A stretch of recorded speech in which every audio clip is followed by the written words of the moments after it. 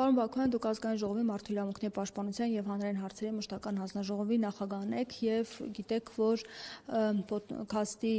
հաղորդավար Նարեկ Սամսոնյանը, ով կալանքի տակ է, նա հացադուլ է իրականացրել արդեն 12-րդ օրն է եւ նա ունի առողջական լուրջ խնդիրներ։ Այս հարցով արդյոք զբաղվում եք դուք թե ոչ։ Ոչ, չենք զբաղվում, որովհետեւ մեկը մեզ չի դիմել, որպեսզի մենք զբաղվենք։ Ինձ մտածում է Նարեկ Սամսոնյանի առողջական վիճակը, որովհետև մի քանի օր է արդեն մեկ շաբաթից ավել է հացադուլ է անում, շուրջ 12 օր, եթե չեմ սխալվում, կոչ եմ անում, հորդորում եմ պարոն Սամսոնյանին, որպեսզի թողնի հացադուլը, որովհետև հետագա առողջական լուրջ խնդիրներից խուսափելու համար։ Բայց այդ կերպ ինքը իր բողոքն է արտահայտում, որպեսզի ուշադրություն դարձնեն հանգամանքի վրա, որ խոսքի ազատության համար նրան կալանք է նշանակել։ Եվ անընդհատ երկարաձգվում է կալանքը, այսինքն սա իր բողոքի նշանն է, որպեսզի ուշադրություն գրավի։ Իհարկե իրավունք ունի իր բողոքի ընտրած ձևը ներկայացնելու, բայց նաև ես որպես եւ Հայաստանի Հանրապետության քաղաքացի եւ որպես հանձնաժողովի նախագահող իմ մտահոգությունն եմ հայտնում պարոն Սամսոնյանի առողջական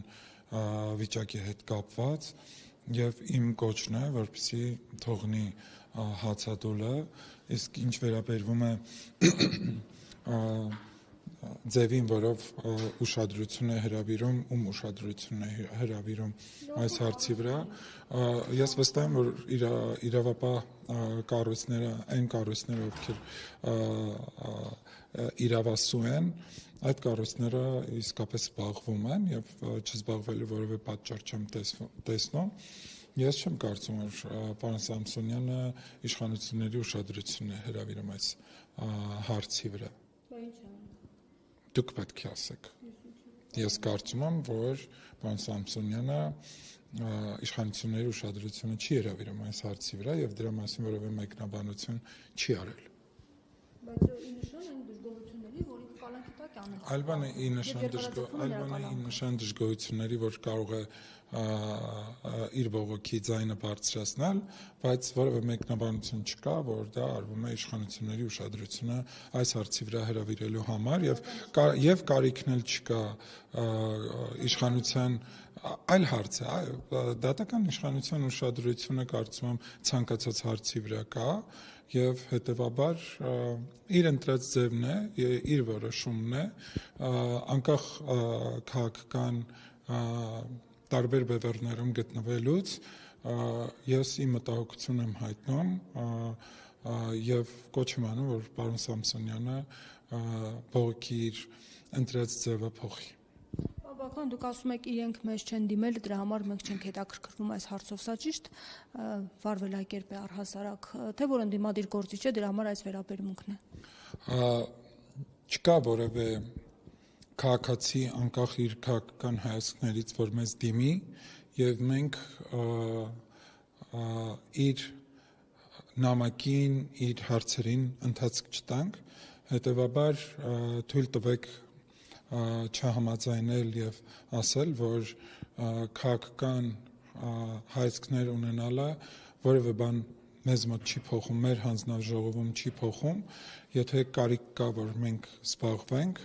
եթե քաղաքացիները մեզ դիմում են, անկախ նրանից այդ հարցը ինչքանով է գտնվում հանձնաժողովի տիրույթում գտնվող ոլորտներից, միևնույն է, որպես պատգամավորներ մենք հետամուտ ենք լինում եւ հարցերին ընթացք ենք տալիս։ Խոսվում է փաստաբանների կողմից, որ նա հիվանդություն ունի, պետք է վիրահատվի, երկու օր առաջ վատացել էր նրա ինքնազգացողությունը։ Հիվանդություն ունի, պետք է շատ լավ, հիվանդություն ունի, պետք է վիրահատվի, դրա համար կոչ եմ անում, հորդորում եմ, որպեսզի բողոքի իր ձևը, ընտրած ձևը փոխի եւ նաեւ դրա համար բարդություններ չստեղծի իր առողջական վիճակի հետ կապված, ինչպես նաեւ հենց այս համատեքստում վիրահատության համար խնդիրներ նոր չառաջանան։ Մինչեւ ձեզ չդիմեն, դուք չեք պատրաստվում միջամտել։ Խնդիրը այստեղ մեզ դիմելու չդիմելու հարցը չի։ Մենք ինչով պետք է զբաղվենք եւ արդյոք պարոն Սամսոնյանը դրա ցանկությունը ունի։ Որ նրան վիրահատեն Փաստացի ոչ թե անընդհատ կալանքը երկարաձգվի եւ իրադարձությունները Ներեցեք, ինչով մենք պետք է զբաղվենք, երբ որ ներողություն եմ խնդրում, էլի, բայց ես դրա տրամաբանությունը չեմ հասկանում։ Ես պետք է գնամ ընտրեմ, որ օրը իմ մարդիկ ինչով են զբաղվել եւ ինչ խնդիր ունեն, ինչ վիրահատության կարիք ունեն։ Եթե իրենք հարկ են համարում, որ դիմեն մեզ եւ մեր օգնության կարիքը զգում են, ապա կդիմեն մեզ։ Եթե չեն դիմում մեզ, մենք գնենք բժշկական հետազոտություններ անենք, ինչ անենք, որ ճշտենք մարդը ինչ խնդիրներ ունի, որպեսզի մենք իր խնդիրներով զբաղվենք, դա մեկ մի հատ էլ երկրորդ այդ մարդը արդյոք այդ ցանկություն ունի թե չէ։ Տարբերություն չեք դնի ընդդիմադիր։ Չի կարա տարբերություն լինի մեզ համար, անկախ նրանից ինչ քաղաքական հայացքներ ունի այս մարդը։ Այս մարդը եւ մնացած բոլոր մարդիկ որևէ տարբերություն մեզ համար չկա, եթե մարդիկ դիմում են մեզ եւ մեր աջակցության կարիքն են ունենում, ապա մենք զբաղվում ենք բոլոր հարցերով։ Բաքվյան վերջին օրերին շատ է քննարկվում պարգևավճարների թեման, պատգամավորները ստացած մոտ 3 միլիոն պարգևավճար, նախարարները եւ փոխնախարարները անհամեմատ ավելի շատ, մինչեւ 9 միլիոնի մասին է խոսվում։ Իրականությանը չհամապատասխանող թվեր եք ասում։ Եվ դուք պարզաբանեք։ Ամեն դեպքում 3 միլիոնը դուք ուրճացնում եք։ Աշխատավարձով միասին։ Դուք ուրճացնում եք թվերը, այո, եւ աշխատավարձը եւ 13-րդ աշխատավարձը, այս բոլոր աշխատավարձերը միասին գումարել եք իրար, ստացել եք մի ուրճացրած թիվ եւ դա ներկայացնում եք հանրությանը, բայց այս պատգամավորներից ասում են 2.5 միլիոն ստացել ենք, աշխատավարձով 3 միլիոն։ Թույլ տվեք Ես ձեր հարցին արդեն պատասխանեցի այդ մասով, այլ հարց կա։ Ես վստահաբար ձեզ ասում եմ, որ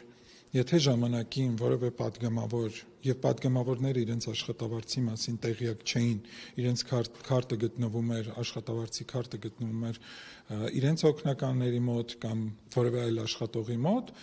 Հիմա բոլոր պատգամավորները ըստ էության ապրում են իրենց աշխատավարձով եւ ես կարծում եմ, որ պատգամավորի համար, եթե ամսական ստանում է 1 միլիոն դրամ աշխատավարձ, դա մեծ թիվ չի խորհրդարանական պետության պատգամավորի համար, քանի որ վստահ եմ դուք գիտեք, որ մենք այլևս խորհրդարանական հանրապետություն ենք եւ խորհրդարանը առաջնային դեր է զբաղեցնում եւ պատգամավորները ուղիղ ժողովրդի կողմից ընտրված կարծում եմ ոչ միայն կարծում եմ, այլ համոզված ասում եմ, որ 1 միլիոն դրամ աշխատավարձը պատգամավորի համար բարձր աշխատավարձ չի։ Պատգամավորները մոտ 800,000 գումար են ստանում, այսինքն անկեղծ ասած, երբ որ քարտով ստանում եմ, հստակ չգիտեմ թիվը եւ այսքան ժամանակ էլ չեմ նայել, թեև իմ եկամտի աղբյուրը, բացի իմ ընտանիքի եկամտի աղբյուրից,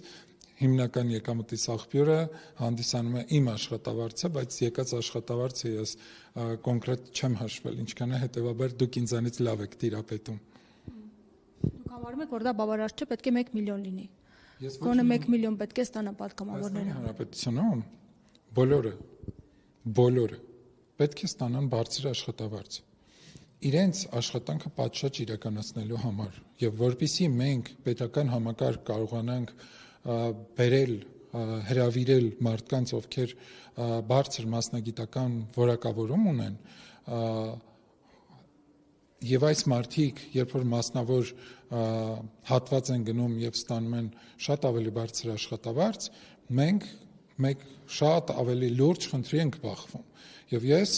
վստահաբար ասում եմ, որ այո, 1 միլիոն դրամը պատգամավորի համար միջին աշխատավարձը։ Բայց պատգամավորներ կան, որոնք օրերով օրինակ ազգային ժողով չեն գալիս, մեն նիստերին են ներկա, միշտ իրենց դռները փակ են։ Ես որպես պատգամավոր ասացի դուք դրա համար ասացի կամ պատգամավորը եւ դրանց թիվը մեծ են։ Ես ձեր հարցին եմ պատասխանում։ Ես որպես պատգամավոր ձեզ կարող եմ ասել, որ դուք կարող եք շատ փոքր մոնիտորինգ անել, ձեր մշտադիտարկման արդյունքում դուք կնկատեք, որ իմ մարզային այցերը բազմաթիվ են, ամսվա մեջ առնվազն 2 անգամ ես մարզային այց եմ իրականացնում եւ իմ պատգամավորական գործունեության համար ձեր մատնանշած 1 միլիոն դրամը անբավարար է, որպեսզի ես իմ աշխատանքը պատշաճ իրականացնեմ։ Եվ միջոցների սղության պատճառով ես շատ հաճախ իմ աշխատանքը սահմանափակում եմ։ 250,000 դրամ տրամադրում է նաև այդ ծախսերի համար։ Դա պատրոն չի եկում, նույնիսկ 1 միլիոնն է բավարարչեց։ Ես ստանում իմ ստացած բոլոր գումարները падգամավորի պատշաճ աշխատանք, իմ պատկերացրած աշխատանքն իրականացնելու համար բավարար չէ։ Այսքան падգամավորներ, որոնք ոչ միայն մարզային այցելություններ չեն իրականացնում, այլև ազգային ժողով չեն գալիս եւ մենք միայն նեստերի ժամանակ ենք նրանց տեսնում։ Ես խոսեցի падգամավորի աշխատանքի արդյունավետության համար ինչ է անհրաժեշտ եւ մենք դեռ բազմաթիվ բարեփոխումներ ունենք, որ պետք է իրականացնենք, որովհետեւ խորհրդարանական հանրապետությունում падգամավորը, ով առաջնային մանդատի կրողն է, ունի ընդամենը 1 օգնական եւ օգնականի աշխատավարձն էլ նվազագույնի է հասնում։ Ես կարծում եմ նման հնարավորությունների պայմաններում падգամավորը արդյունավետ խորհրդարանական երկրում չի կարող աշխատել, հետեւաբար ես կարծում եմ պետք է նաեւ մենք առաջարկենք մեր գործընկերներին, որպեսզի խոսքը ոչ միայն падգամավորների, այլ նաեւ մեր խորհրդարանական գործընկերների, ովքեր խորհրդարանում են իրենց աշխատանքը իրականացնում, իրենց աշխատանքն էլ բարձրացվի, իսկ բացի падգամավորներից վստահաբար դուք տեղյակ եք, որ բոլորն էլ հավելավճարներ ստացել են եւ վերջի 5-6-7 տարիների ընթացքում առաջի 5 տարիների ընթացքում առնվազն падգամավորները առաջի անգամ հավելավճար են ստացել, բայց եթե մենք բաժանում ենք ամիսների վրա, ստացվում է, որ մոտավորապես 1 միլիոն դրամ աշխատավարձ է լինում, որը կարծում եմ նորմալ աշխատավարձ է եւ խոսել ուրճացնել եւ այս թեման ծայրահեղացնել։ Նախարարները մինչեւ 9 միլիոն գումար են ստացել, արտադատության նախարարը 7-8 միլիոնի մասին խոսեց, փոխնախարարները եւս մեծ գումարներ են ստացել։ Ես նորից պետք է անդրադառնամ այն խնդրին, որ եթե մենք ցանկանում ենք, որ մեր պետական համակարգում մասնագետներ աշխատեն, ովքեր բարձր որակներ ունեն, ապա պետք է կարողանանք պայմաններ ապահովել այդ աշխատողների համար։ Պատգամավորներ, որ նույնիսկ կրթություն չունեն, բայց փաստորեն բարձր աշխատավարձ է ստանում։ Ես կարծում եմ արդար չեք եւ ձեր հարցը առնվազն արդարացիորեն չի հնչում, որովհետեւ դուք որպես լրագրող կարող եք գալ եւ մասնակցել ընտրություններին, դառնալ падգամավոր։ Մարդը, ով օրենքը թույլ է տալիս, որ ունենա միջնակարգ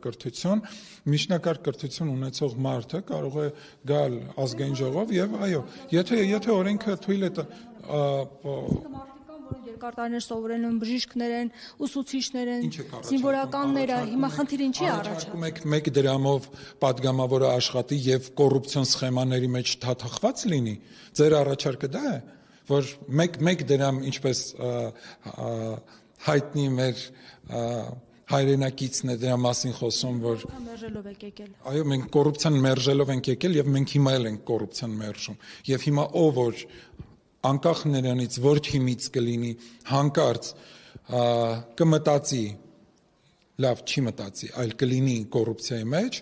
որևէ կերպ չի հանդուրժվում։ Կան մարդիկ, ովքեր կոռուպցիայի հակումներ ունեն եւ այս կերպ ուզում է Փաշինյանը զսպել նրանց։ Գիտեք, դուք հիմա պրովոկացիոն հարց եք տալի եւ բնականաբար պատասխանը պետքա լինի ոչ։ Իսկ ընդհանուր առմամբ դուք տեղյակ եք, որ Հայաստանում համակարգային կոռուպցիա չկա եւ մեր իշխանության ժամանակ չի կարող լինել։ Այլ հարց է, որ առանձին անհատներ որոշեն, որ պետք է որևէ բանով զբաղվեն եւ շատ արագ իրենք հայտնաբերվում են եւ ստանում իրենց պատիժը։ Բաքոյան այս խնդիրը առաջացրել է նրանից, որ մյուսները ցածր են ստանում, նույն այդ պարգևավճարները չկա ուսուցիչների, բժիշկների, զինվորականների, ովքեր իրենց կյանքն են վտանգում եւ մեր նախարարներին, փոխնախարարներին, այսպես ասած պետական պաշտոնյաներին է տրվում։ Եթե նրանց աշխատավարձերը եւս բարձրանա, նրանց եւս պարգևավճարներ տրվի, ապա չի լինի այս հակասությունը, հասարակության մոտից լարվածություն։ Տանքը առանցքային եմ համարում մեր երկրի կյանքում եւ դրա համար շատ կարեւորում եմ, որ լրագրողները օբյեկտիվ լինեն եւ ձեր հարցադրման մեջ օբյեկտիվության պակաս կա, որովհետև մենք զինվորականների աշխատավարձը առնվազն բարձրացրել ենք 600,000 դրամ եւ ավել։ Մենք օրինակ դատավորների աշխատավարձը բարձրացրել ենք 1 միլիոն դրամի ենք հասցրել։ Մենք քննիչների աշխատավարձը բարձրացրել ենք։ Մենք գիտաշխատողների աշխատավարձը բարձրացրել ենք։ Գիտությամբ զբաղվող մարդկանց աշխատավարձը առնվազն 100 եւ ավելի տոկոսներով բարձրացրել ենք։ Ոչ թե միլիոնների։ Ինչպես օրինակ նախարարների։ Դուք տարբերությունը պատկերացնում եք, չէ՞, մենք ունենք 10 նախարար, բայց ունենք հարյուրավոր կամ հազարավոր գիտաշխատողներ։ Մենք տարբերությունը հասկանում ենք, չէ՞, մենք չպետք է մանիպուլացնենք, որ այ 10 նախարար եթե ստացել է, ընդ որում այստեղ վարչապետը, եթե դուք լավ հիշում եք եւ եթե ես չեմ սխալվում, անձամբ դուք էլ եք մասնակցում այդ բրիֆինգին եւ որտեղ գործակից էր դրվում, որով չափվում էր պետական համակարգում աշխատողի կամ պետական պաշտոնյայի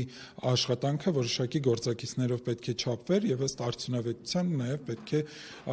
իր աշխատավարձը բարձրանար եւ ես կարծում եմ սա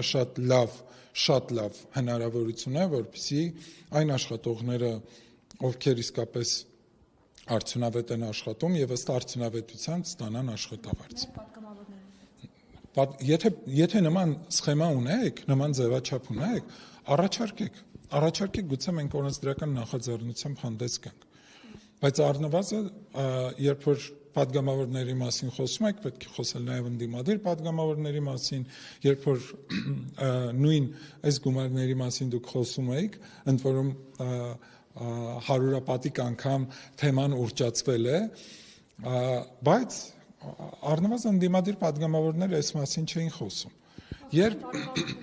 Գիտեք, ցանկացած ուզում եք մի բան, եթե ես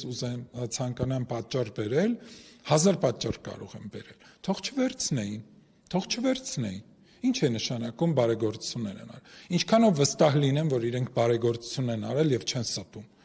Ինչքանով դուք վստահ լինեք, որ իրենք իսկապես բարեգործություն են արել։ Եվ եթե իրենք այդ գումարները վերցրել են, ապա իրենք վերցրել են այդ գումարները։ Իրենք օգտվել են դրանից։ Կտանեն բարեգործություն կանեն, կտանեն նվիրատվություն կանեն, ինչ կանեն, դա իրենց ցանկությունն է։ Թող դա որևէ մեկի վրա չծախեն, չվաճառեն իրենց արածը։ Իրենց անունից են դա արել։ Թող չվերցնեին, հրաժարվեին այդ գումարներից։ Հետևաբար ես կարծում եմ սա եւս մանիպուլացիոն մի հետաքրքիր այդպիսի խոտ է։ Շատ թոշակառուներն են դժգոհում, երևի թե նկատել եք հարցումների ժամանակ, որ իրենց թոշակները չի բարձրանում, նույնիսկ լույսի գումարը չի բավականացնում։ Ես այդպես չեմ կարծում, այո, մեր երկրում թոշակները բարձրացնելու կարիք կա եւ մենք պարբերաբար բարձրացնում ենք եւ եթե դուք հիշում եք, մինչեւ 2018 թվականը ընդ որում եկեք թիվը ֆիքսենք, որպեսզի մենք հստակեցնենք ինչի մասին ենք խոսում եւ չխաղանք լավ այն գումարի վրա, որը դարձնում ենք հնարք, թե իբր լավ 16500 դրամից դառավ 30000 կամ 40000 դրամ, բայց տեսեք դուք այսքան միլիոն աշխատավարձ է ավելացել կամ ստացել եք։ Մենք առնվազն կես միլիոն մարդուց ավելի թոշակառուներ ունենք մեր երկրում եւ այդ բոլոր թոշակառուների թոշակը 100 եւ ավելի տոկոսով բարձրացել է։ Դուք հասկանում եք ինչ թվերի մասին ենք խոսում։ Հələ մի հատ եկեք միասին այդ թվերը այո 100 եւ ավելի տոկոսով բարձրացել է։ Երբ որ մենք եկել ենք իշխանության, թոշակը եղել է 16500 դրամ։ Եվ հետո մենք թոշակը բարձրացրել ենք, դարձել է, եթե չեմ սխալվում, 25000։ Գնաճը տեղ ունենում տարի անց արդեն 8-րդ տարին է գալիս։ Եվ հետո մենք բարձրացրել ենք, ընդ որում մենք հունվարից նորից ենք բարձրացրել։ Մենք հունվարից նորից բարձրացրել ենք թոշակառուների թոշակը, եթե անկանխիկ առևտուր անելու դեպքում մենք նաև թոշակառուների թոշակը 12%-ով այստեղ բարձրանում էր, դարձրել են 20%, այսինքն 8%-ով էլ է այստեղ բարձրացել։ Պարբերաբար մենք բարձրացնում ենք թոշակառուների թոշակը, եւ դա այո մեր քաղաքական առաջնահերթություններից է։ մեր ռազմավարության մեջ մտնում է, մեր առաջնահերթություններից մեջ մտնում է, որպեսզի մենք մեր թոշակառուների թոշակը բարձրացնենք, բայց այստեղ ես ներողություն եմ խնդրում, միայն մենք թոշակը չենք բարձրացրել։ Ի ուրախություն 500,000 թոշակառուների, 500 եւ ավելի, եթե չեմ սխալվում, մոտ 600,000 թոշակառուներ այլևս ունեն առողջապահական ապահովագրություն։ Եթե որևէ թոշակառու որևէ հիվանդանոց այցելելուց գումարներ է ծախսում, այլևս ինքը պետության կողմից ապահովագրված է։ Սա մեծ առաջընթաց է։ Սա մեր պետության պատմության մեջ լուրջ առաջընթաց է։ Աննշան է այդ 10,000, 20,000 դրամ ավելացումը թոշակառուի կյանքում, որ ասում են իսկ դեղերի գումար։ Դուք ասում եք մեծ է նրանց թիվը, հազիվ ենք կարողանում։ Այլ պնդումներ եք անում, որոնք էլի հեռանում են իրականությունից։ Մենք ոչ, հետևյալի մասին է խոսքը։ Եկեք 5,600,000 թոշակառուների թոշակը բազմապատկեք եւ դուք թվերը կտեսնեք։ Եթե 1000 դրամով էլ բազմապատկենք եւ դուք կտեսնեք ինչքան գումար է անում։ Էլ չեմ ասում, եթե մենք 10,000 դրամով ենք բարձրացնում կամ 5,000 դրամով, բայց սրանից զատ նույն 600,000 մեր հայրենակիցների, ովքեր թոշակառու են, մենք իրենց նաեւ հնարավորություն ենք տվել բժշկական աջակցություն ստանալ անվճար այլևս։ Եվ դուք ինչ եք կարծում, երբ որ մարդը օրինակ թոշակառուն ունի սրտի խնդիր եւ պետք է վիրահատվի եւ սրտի ապարատ պետք է դրվի, սարք պետք է դրվի, որը արժե 4,50,000 դրամ։ Եթե պետությունը այս բեռը վերցնում է իր վրա, ամբողջ ծախսը վերցնում է իր վրա, ինչ է ստացվում, որ միայն թոշակն ենք բարձրացրել։ Եվ այս առումով ձեզ որպես լրագրողների շատ կարևորում եմ, որպեսզի դուք օբյեկտիվորեն այն հնարավորությունները, որ մենք ստեղծել ենք մեր քաղաքացիների համար, այս դեպքում նաև թոշակառուների համար, կարողանաք պատշաճ տեղ հասցնել, որպեսզի մեր քաղաքացիները նաև առողջապահական ապահովագրության կարևորության մասին իմանան, որ դա մեր ժողովրդի, մեր պետության կյանքում կարևոր իրադարձություն է, պատմական իրադարձություն է։ Իշխանության ժամանակ ամեն ինչ պատմական է։ Գուցե ճակատագիրը մեզ այնպիսի ժամանակներ է բաժին հասցրել եւ նախորդ իշխանությունները մեզ այնպիսի իրավիճակի են հասցրել, որ կարող է այդպես լինել։